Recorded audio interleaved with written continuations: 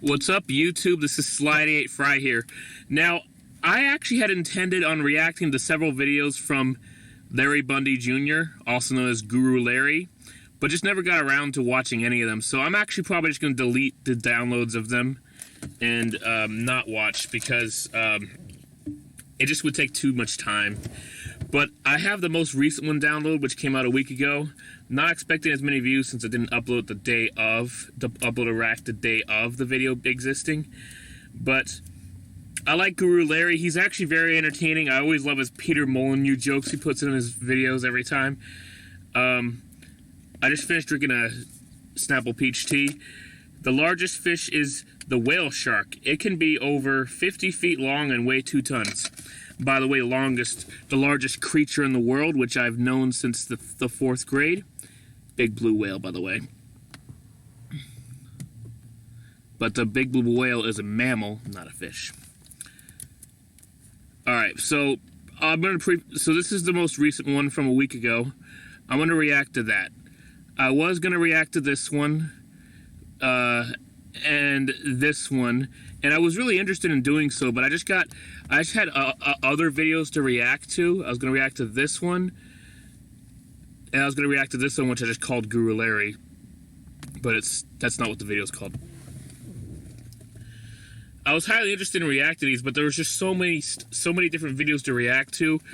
Plus, I have my studies I have to do on Python on Team Treehouse, so I can learn to code and maybe design my own apps or games. And just other things going on, especially considering my wife and I are sharing the laptop for now because of some electrical issues at home. But anyways, I'm going to react to the latest one, and I'm just going to delete the rest because I just don't really have the time. Let's go. 5 times other media shamelessly stole from video games. I love his Fact Hunt series.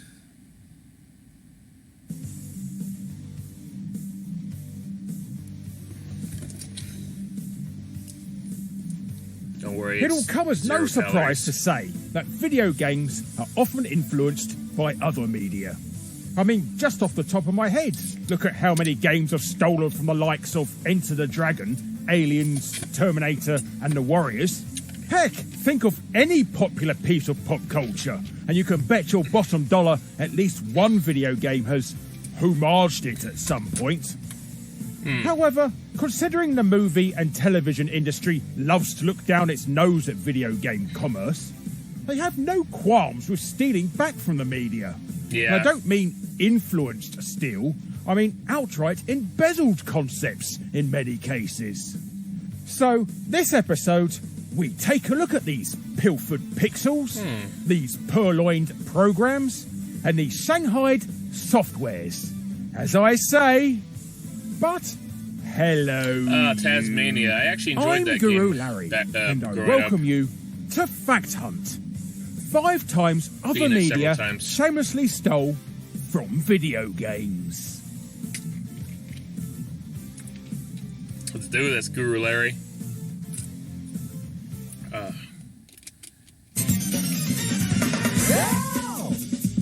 Saying manga and anime have inspired a lot of games is a bit like saying the sun keeps a bit warm, or water's quite moist, isn't it? Games in turn have also inspired manga and anime, to the point where entire manga series have been spun off from a single smartphone game.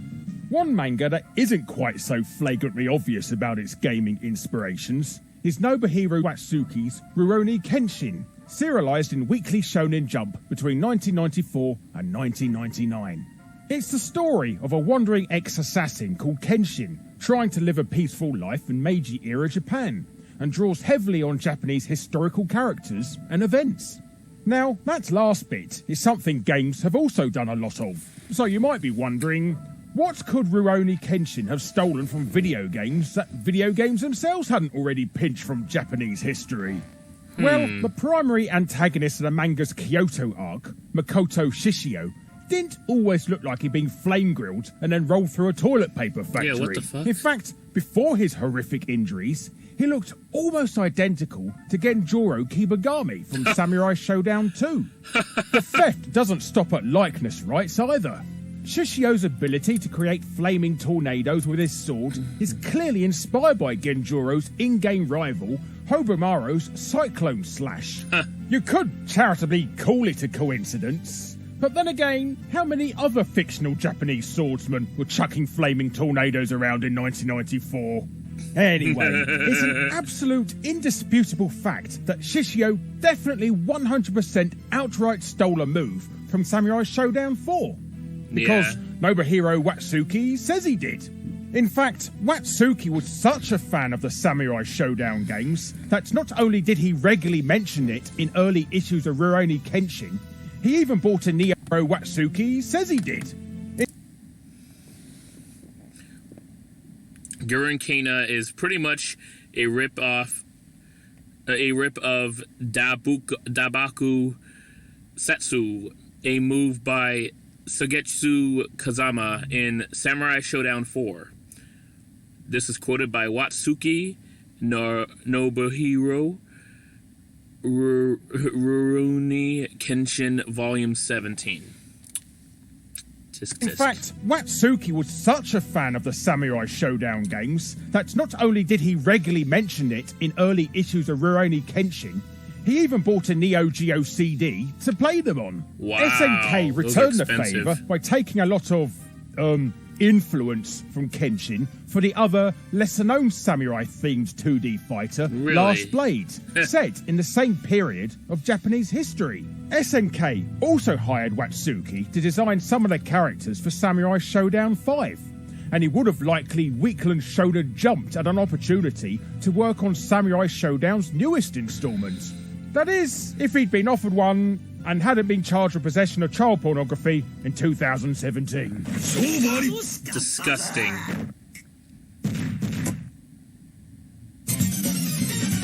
Yeah! 2011's sci-fi comedy horror Attack the Block, the film that helped persuade Disney to hire John Boyega for the Star Wars sequel trilogy, only to then push his character further to the sidelines with each installment, has more video game influences than you might expect from a film set on a South London council estate. According to writer and director Joe Cornish, in a 2011 interview with official Nintendo magazine, the visual design of the aliens that Boyega and friends are up against were directly inspired by the big old beast from Eric Chahi's Another World, or Out of This World for all you people out there in the colonies, and specifically the Super Nintendo version. Put Cornish's creature next to Chahi's creation, and the similarity is face-slappingly obvious, both being dark silhouettes that seem to absorb all light, and the most prominent visible feature is a big nasty set of pointy teeth. However, Attack the Block's gaming influence doesn't end there either. In the same interview, Cornish admits the idea of setting a film in a London tower block didn't come from some cinematic inspiration like The Towering Inferno, Metropolis or Die Hard, but from Perfect Dark on the Nintendo 64. No wonder why he chose the music. Specifically, Lucrine Tower, his favourite level in the game. Still, at least he's honest about his video game influences. Yeah, that is pretty honest. And I like Perfect Dark. Great game. This video is sponsored by Guardian Tales. Ooh, if you've ever wondered what can't mixing a classic is, chuck a block full of ice. And with a holy shit, that's a long one. There we go, perfect. Unlike the American TV network ABC and the showrunners of Marvel's Agents of S.H.I.E.L.D., 5 minutes into episode 10 of the show's first season, eagle-eyed viewers noticed a certain high-tech facility looks like it could have come straight out of concept art for Mass Effect. And there's a very good reason for this. It did literally come straight out of concept art for Mass Effect. Mass Effect 3 to be exact. And not just any old concept art either. It was from a piece called Earth Alliance that BioWare only sold in a limited run of 500 individually numbered physical lithographs, though you can pretty easily find a JPEG of it online. The building used in the show isn't exactly like the one in the concept art. Of course, they want Whoever threw it in at least chopped a bit off and tweaked the shadows. But it's otherwise the same building. Yeah. And since fans of Mass Effect are also likely to be fans of other sci-fi, including Agents of S.H.I.E.L.D., you have to wonder how they thought they'd get away with it. Little sly I don't nods, winks and Easter eggs are one thing, but a whole building is going to stick out like the USS Enterprise trying to blend in with a fleet of Star Destroyers. While ABC and EA refused to comment on the matter, staff at BioWare were quite chuffed with Agents of S.H.I.E.L.'s avaricious acquisition of their architecture. Although they couldn't really complain given BioWare's own history of using other people's images in their games. Case in point being that stock photo of a model they chucked into Mass Effect 3. You know, the one they tweaked a bit and tried to pass off as Tali without a mask on. Still, at least that was a stock photo anyone can buy and not original artwork directly commissioned for a specific project. Yeah. If you're going to steal something from games, then don't make it so bloody obvious. Okay, yeah, that makes a lot of sense. Be like Sam Mendes, director of 1917, instead. Now, you might be thinking, what could 1917, winner of multiple Academy Awards for Best Achievement in Visual Effects, Best Achievement in Sound Mixing, and Best Achievement in Cinematography, possibly have stolen from video games? That's a good Some question. musical sound effects, perhaps. The answer is, actually, well, the Oscar for Best Achievement in Cinematography, which should have perhaps really gone to Red Dead Redemption 2. Really? You see, Sam Mendes is a bit more abstract than other people when it comes to nicking things from video games. Why pinch something so crude as a piece of concept art, or a character's appearance, where you can jack something less tangible like a game's entire third-person camera? Okay, so theft might be too strong a word with this one, but Red Dead Redemption 2 definitely influenced how the film turned out. In interviews during press tours for the film, Mendes specifically mentioned watching his kids playing the game and finding the single focus camera during gameplay mesmerising from a storytelling perspective. I watch them with those games, and I find them remarkably mesmerizing, almost hypnotic. I just wanted to do something like that, but with real emotional stakes. Sam Mendes in an interview with Variety, December 5th, 2019. Hey, video games have emotional stakes.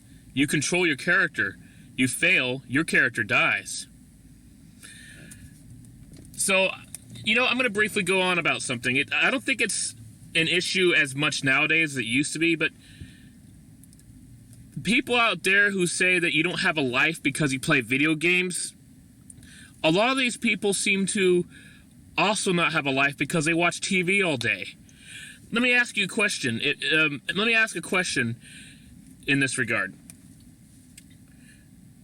Who is doing less with their time?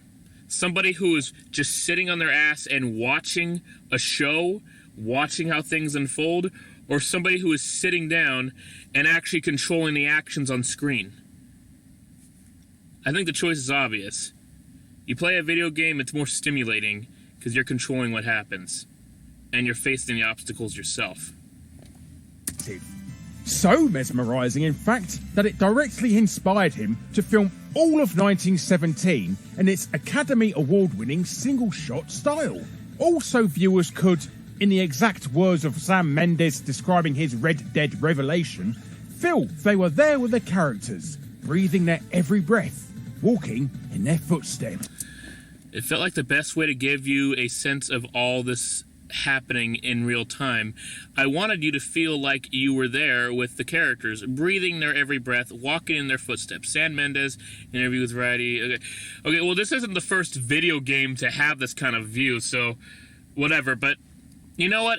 Even though it's blatantly copied off of that because he's basically admitting to it, I respect the decision because it would be cool to have more movies give you a view like that, actually, I think, in my opinion.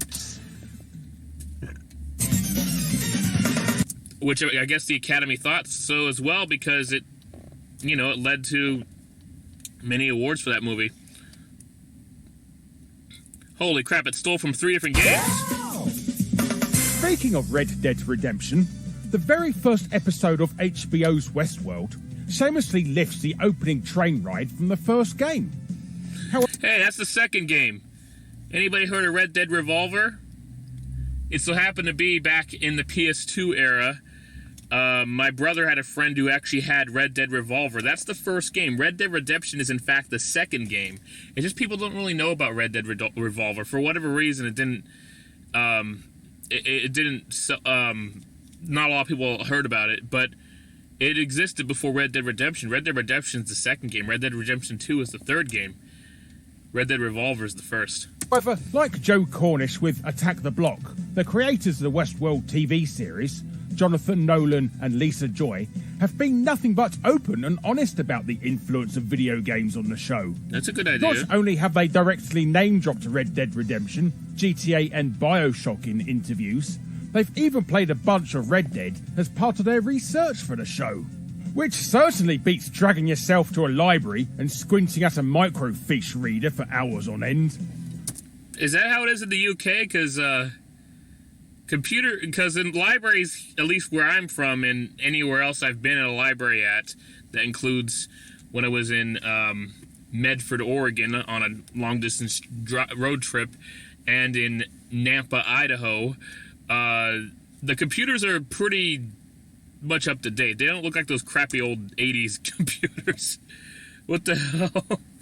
Maybe Guru Larry just hasn't been to a library in like 20 years. Who knows? The rest of the show also has more discreet nods to gaming as a whole. From the behaviour of Westworld's NPCs, or hosts as the show calls them, to character interactions, player power fantasies, respawning, and loads of other stuff people can and probably already have written huge pseudo-academic essays about. So perhaps we could forgive them a little bit, and charitably consider their great train ride robbery more a homage than an actual theft. Even though it's blatantly theft. Hello, you. Thanks ever so much for watching. Be sure to subscribe to be first to see future Fact Hunt episodes. Alright, well, that was a lot of fun to watch. I am going to delete the other ones because, like I said, I just don't have the time. I have other videos I gotta get through. But, anyways. Plus, it would be nice to save some space on my laptop. Anyways. That was a lot of fun to watch. I'm glad I finally did a react to Guru Larry. I think the next time he uploads a video, I'm going to try to react to it right away, just so there's a better chance of getting more views on it. And because I actually really do like his channel. I just, for some reason, I just hadn't seen it in a long time. Even though he's still uploading kind of regularly. Well, pretty regularly, just not hyper regularly, I guess. But this was quite a blast to watch. I really enjoyed it. You know, it goes to show that video games are really an art. They really are. If movie studios are going to be directly inspired or, in fact, steal from, you know, cutscenes or visuals of a video game, you can't deny that video games are an art. You can't get on someone's case for playing video games too much. That is, unless they are missing work or something. If they're playing their game and they're missing work, yeah, you might want to get on their case about that. I mean, you got to pay the bills. But no, I mean, if you're still living a good life, you're still being responsible. What's wrong? Nothing wrong with playing video games. Besides, you're doing more when you play a video game than you are if you're watching a movie or TV show. All you're doing is just sitting there when and staring at a screen. But on a video game, sure, you're sitting there and staring at a screen, but you're still moving your thumbs, you're still exercising your fingers. It's actually been proven that people who play video games professionally in tournaments, they're actually in pretty good shape. If you look at people who play tournaments, people will see the stereotypical nerd as big glasses, fat, right? But if you look at professional gamers, they're nothing like that. They just look like regular people, and they're like average, slim. Some are maybe a little bit chubby, but not obese or anything. They're in pretty good shape, and you have to be, actually. If you want to play video games at the top level, you do actually have to be in good shape. Not like if you want to play like NFL football at a top level. No, nothing like that. Completely different. Plus, that's terrible for that does a lot to your body.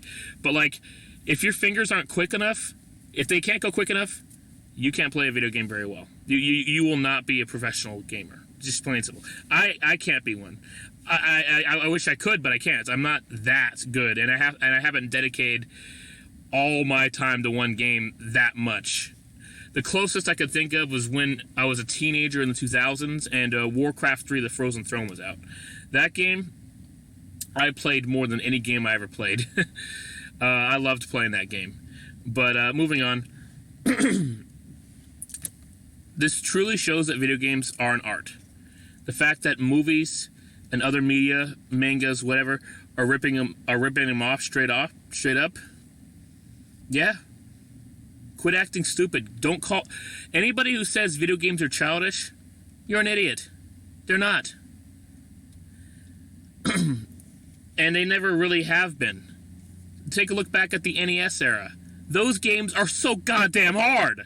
Unless it's a Mario game. And some others. But the Mega Man games, holy shit are they difficult. Holy shit.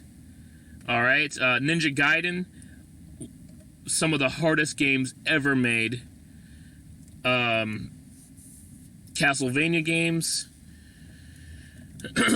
And, what else? Oh yeah, Ghosts and Goblins. And these games are hard not because they're bad. They're actually good games. They're just hard because they're designed in a very difficult fashion. And often unfair fashion. Games just are not that hard nowadays in comparison, because game designers learned it's too much to make them that hard. Anyways, I've been talking a long time. If anybody says that you're being childish for how you react to what happened to you in a video game, hey, don't take it seriously. They don't know what they're talking about. I mean, a lot of these people are the same people who will watch sports, and then their team is losing, and they yell at the TV. What is yelling at the TV going to do? And how does that make you any different than the person you are calling out for screaming at their video game? At least they're screaming at their video game when something messed up happened to their character, and they felt it was unfair, or they realized, God damn it, I could have done better here. What is your shouting at the TV going to do to the team who's playing football or baseball or whatever? It's going to do nothing. It does nothing. So, chill out. Anyways, thank you so much for watching. Please like, comment, and subscribe, and click that bell icon to have your notifications. Thank you.